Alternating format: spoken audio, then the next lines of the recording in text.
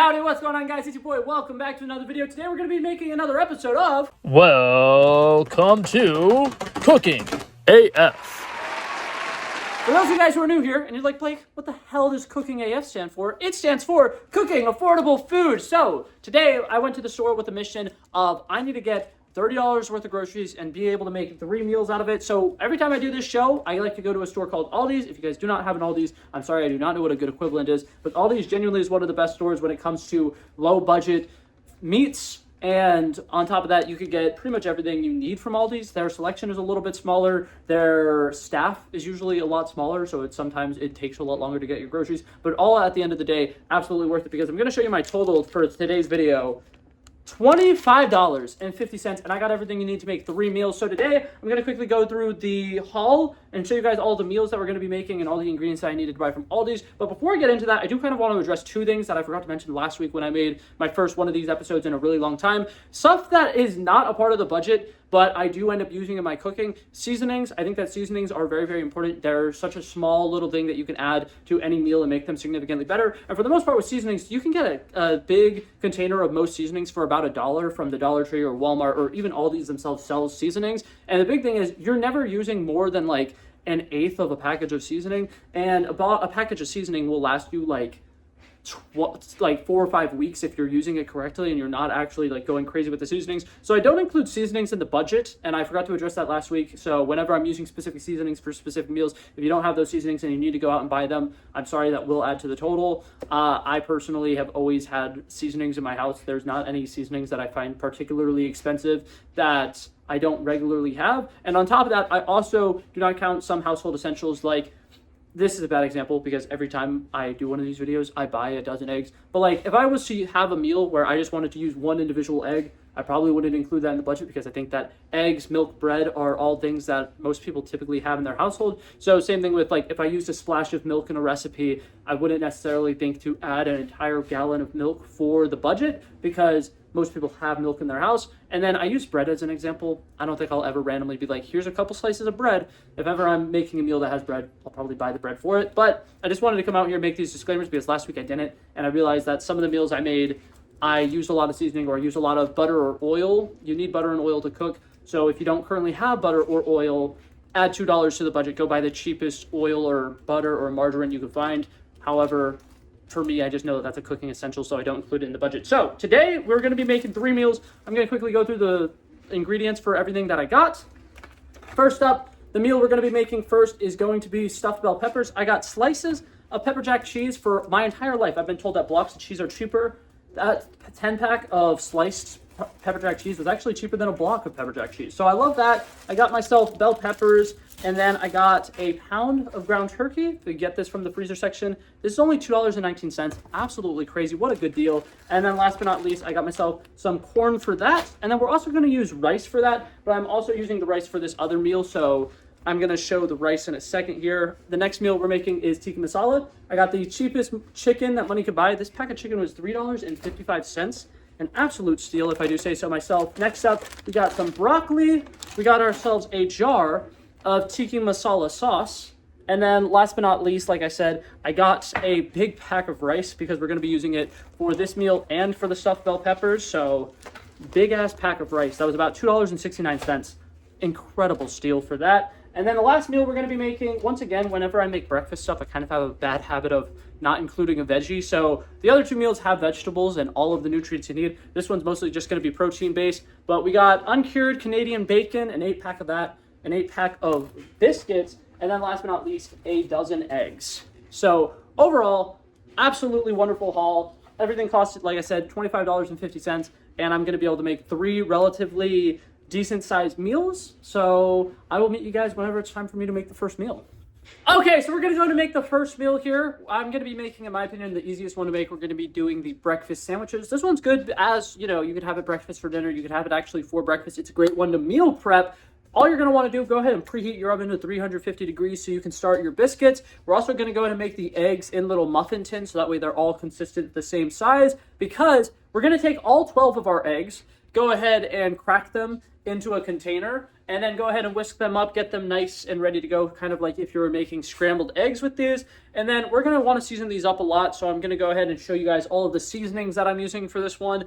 I am insanely excited for this because I feel like this is one of the best to meal prep, and you can wrap it in tinfoil and it's good to grab and go, which is something that I will probably be doing with any leftovers I have because I'm currently making it for dinner. But once you get your egg consistency and you got your seasonings and everything, you're going to want to go ahead and get out a muffin tin.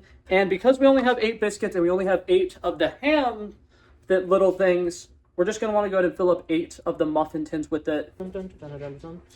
Oops, that's definitely going to be way too much. We're going to want to fix that in a little bit. Oh, that one's even worse. Holy crap, I'm really bad at this. Eyeball it. You don't want it to go all the way up because it's going to go up once it cooks.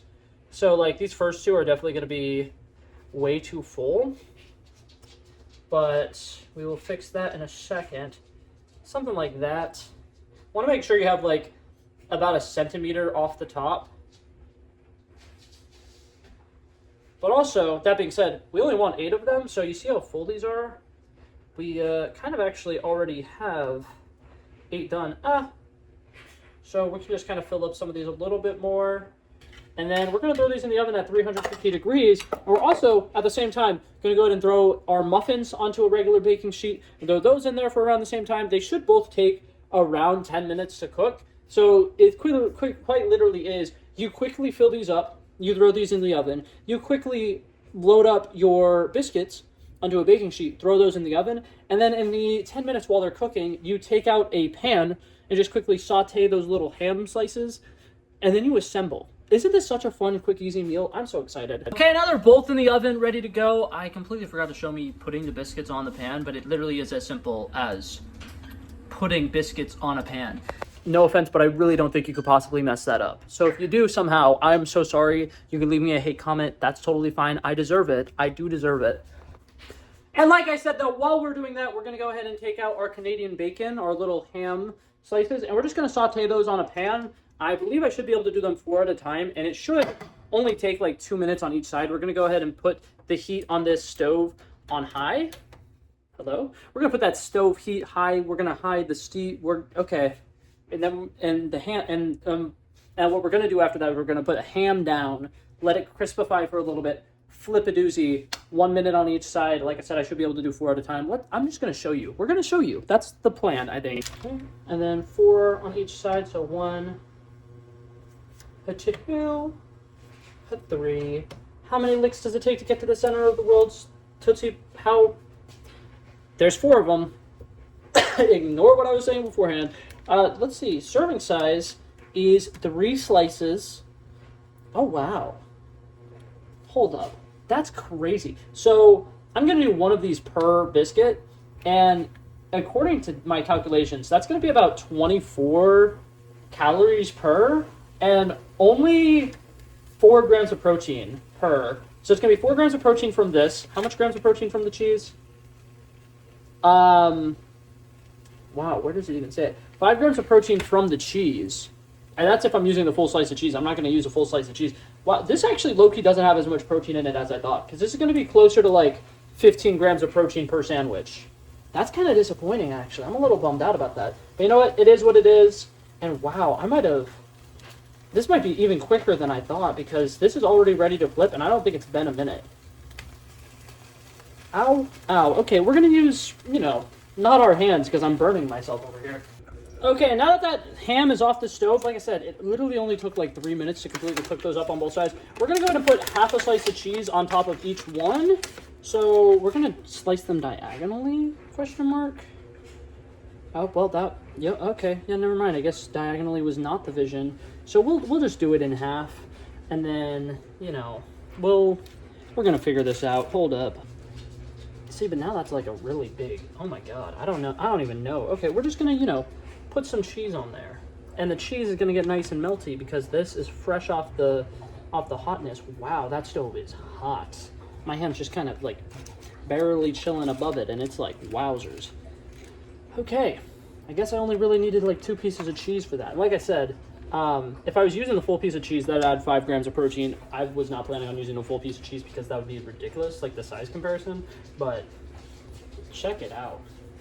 Okay, this is what it looks like after cooking at 350 for about like 15 minutes. I got a little impatient. I'm gonna put it on a broil for the last like minute.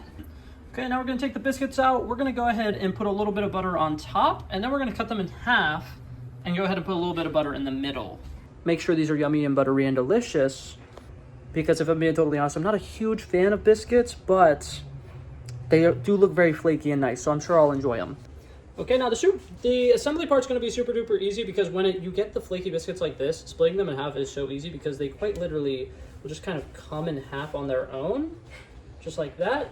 And then, like I said, you want to put a little bit of butter on the inside, and then we're just going to take our ham, put it down on top, scoop out our eggs, just going to put that right on top, and then you just put the biscuit right back on top, and then ta-da, beautiful, bam, voila. You do that, rinse and repeat with all of these biscuits, and you have yourself 8 beautiful little biscuit sandwiches that were super easy and super cheap and super fun. And ta-da, just like that, you have 8 beautiful little ham, egg, and cheese biscuits. Look at them. Aren't they so cutesy and beautiful and lovely? 10 out of 10, would recommend. Alrighty, gang, today we're going to be making the second meal. Today we're going to be making the stuffed bell peppers. This one is, once again, a relatively simple, easy recipe to make. First thing you're going to want to do, go ahead and preheat the oven to 425. The reason I say 425 is because you really want to roast these peppers, because you want to make sure that they get nice and cooked up and they have this nice, like, soft, but also crispy on the outside texture. So our first line of business is to actually take off the little stems and get all the seeds out of them. So I'm actually going to try a new method with this. We're going to figure this out together if this works. I just cut around the stem. Now I'm going to put it on the cutting board, cut down here, and see if I could somehow take the stem out without actually having to like go through the painstaking process of slowly peeling everything out. Okay, so to show you guys exactly what I mean, I'm literally just going to cut, let's see, cut right here, all the way down, and then on the other side, basically at the exact same point, all the way down, and I should be able to, in theory, in theory, just peel this apart. And then ta-da, oh. Now we have this right here, which we're going to be able to stuff. If you want to, you can try to cut out this white part. It's not going to make much of a difference, but some people are picky about it.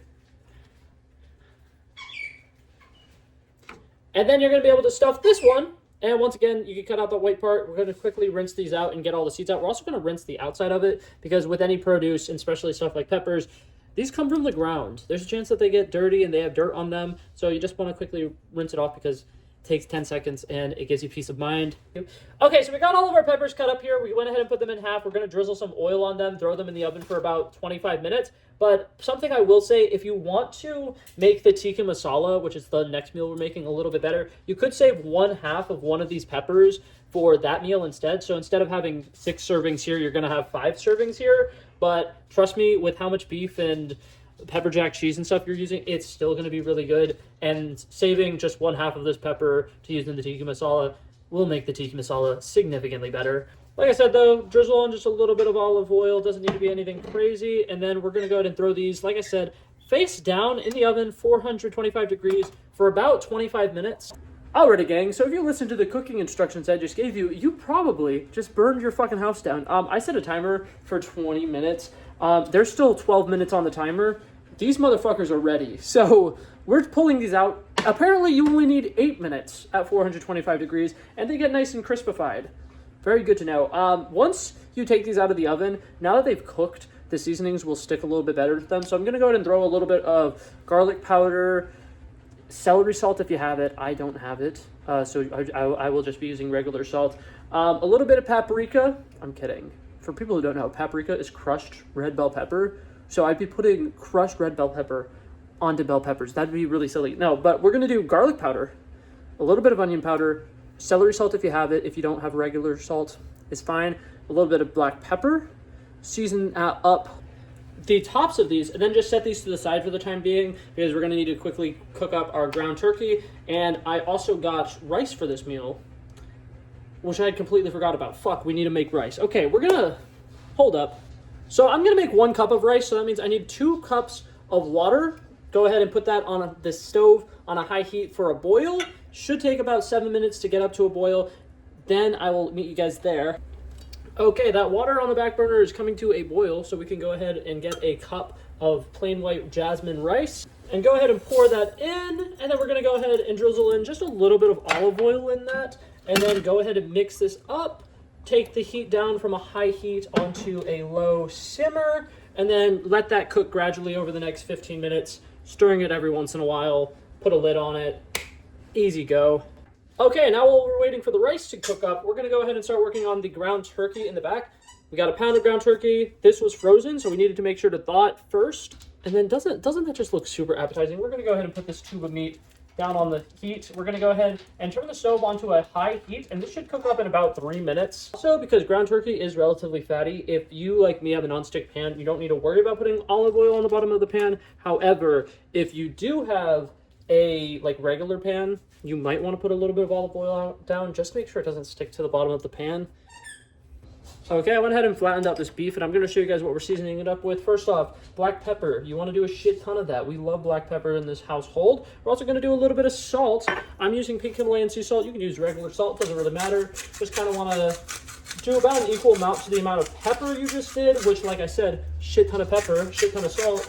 Then the basics, we're going to go ahead and do a little bit of onion powder, a little bit of garlic powder. Garlic.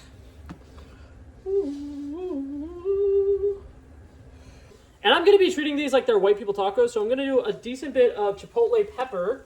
Or if you don't have chipotle pepper, you can use regular chili powder. Also works just as well. And then I'm also going to throw in a decent bit of ground cumin.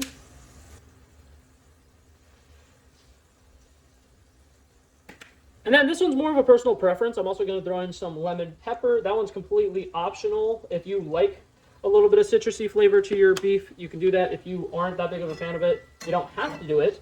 Kind of the joy of seasoning. You use whatever seasonings you want, however you want.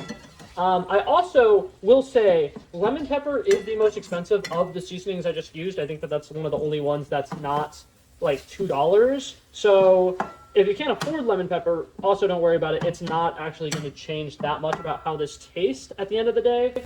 Hold up, I did want to kind of quickly take a break to say I just used a bunch of seasonings. Some of those seasonings aren't relatively affordable. If you wanted to get just a packet of taco seasoning from the store, that's about 79 to 99 cents. That would only add $1 to this total and would 100% give us the flavors that we're looking for here. So if you're somebody who does not currently have a bunch of seasonings at your house, I realize that I am kind of privileged to live in a house where we always have seasonings. We get lifetime supplies of seasonings basically every time. So if you don't have that, like I said, taco seasoning, you can usually find a packet of it for like 99 cents. And it's just $1, and it literally makes a world of difference for a meal like this. Okay, but now we're getting ready to assemble it. We're going to go ahead and turn the oven back on at 375. I'm not going to do it super hot this time. I've kind of learned my lesson. And then I'm going to quickly get ready to assemble this. But before we do, I did get corn as the vegetable for this meal, so we're going to go ahead and throw this in the microwave for 6 minutes, I believe. Am I right about that? Oop, I'm wrong. 5 minutes. We're going to throw this in the microwave for 5 minutes. Okay, so now that the meat is officially cooked, it's seasoned up, it's ready to go, we're going to go ahead and add the rice to the beef directly. Don't want to do all the rice, want to do about half the rice because we still want the ratio to be mostly beef with a little bit of rice. And then we're going to go ahead and get the pepper jack cheese. Like I said, we got slices of pepper jack cheese. The plan is to put half of a slice on the bottom of each pepper. And then once we add the beef and rice on top of it, another half slice on top of it, if that makes sense. It's quite simple. Like I said, we went ahead and did half slices of pepper jack cheese in each of these. We went ahead and combined our beef and our rice just a little bit. Oh, not beef, sorry. Ground turkey and rice just a little bit. And then we're literally just gonna try to pile this on top as best as possible. It's not gonna be perfect. Some of them are gonna be easier to stuff than others, but overall, you just kind of wanna go crazy with it. Put beef and rice on top of these peppers, and they're gonna get nice and cooked up. They're gonna be nice and beautiful. They're gonna be so yummy and delicious. Okay, and now last but not least, like I said earlier, we're gonna go ahead and throw another half piece of cheese on top of each of these. Low-key actually could do a full piece of cheese somehow. I don't know how I managed to make it where I have this much cheese left over, but I still have a shit ton of cheese left over. Okay, and then we're going to throw these bad boys in pretty much just long enough for the cheese to melt, and then this meal is done and ready and good to go. Okay, now this is meal number 2 complete. It is 6 half bell peppers that are stuffed, so I would say that this is potentially 6 servings, but if I'm being totally honest with you guys, and that's what I'm all about. I'm all about honesty is the best policy. I'm a big back. That's like 4 servings. It's like maybe 3 servings. I don't know. I eat a lot more than the average person because I unfortunately burn a shit ton of calories every single day and I work out a lot. So I would argue that's 3 servings. Who knows? It's a whole pound of ground turkey.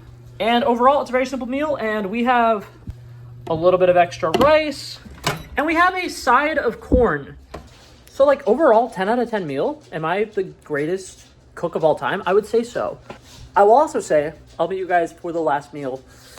Okay, now it's time to make the final meal. We're going to be making chicken tikka masala. First off, you're going to want to go ahead and make rice. I'm not going to go through the steps to make rice again because we just did it. So just repeat that exact same step. We're just making regular basic plain white rice. And then we're going to go ahead and start cooking up this chicken. Okay, so typically you'd want to use chicken thighs for something like this where it's going to be stir-fried. You're going to be cooking it up in a sauce. We didn't have that. The cheapest option for us was thin sliced chicken breast. So what we're going to do, we're going to go ahead and just start cutting these up into like little bite-sized pieces. Okay, so this is the amount of chicken we got. We're going to go ahead and put this on the stove at a medium to high heat. I'm going to go ahead and throw a little bit of butter down on the pan first, and then I will show you guys what we're quickly seasoning this up with. Okay, now because we're going to be cooking this up in a sauce, and we're going to be adding, a sauce to this, we don't want to actually worry about seasoning this up too much, so we're going to just stick to the basics. We're going to do a little bit of paprika, a little bit of garlic powder, and then a bunch of salt and pepper, and it should be nice and easy and simple. We're going to go ahead and try to get this chicken spread out as much as possible. Want to try to get it so that they're all touching the bottom of the pan, that way they get a nice little crisp on the bottom. Okay, and then after that's cooked up for about 3 minutes and everything is nice and cooked up for sure, the chicken's not raw, you want to go ahead and throw in your tikka masala sauce.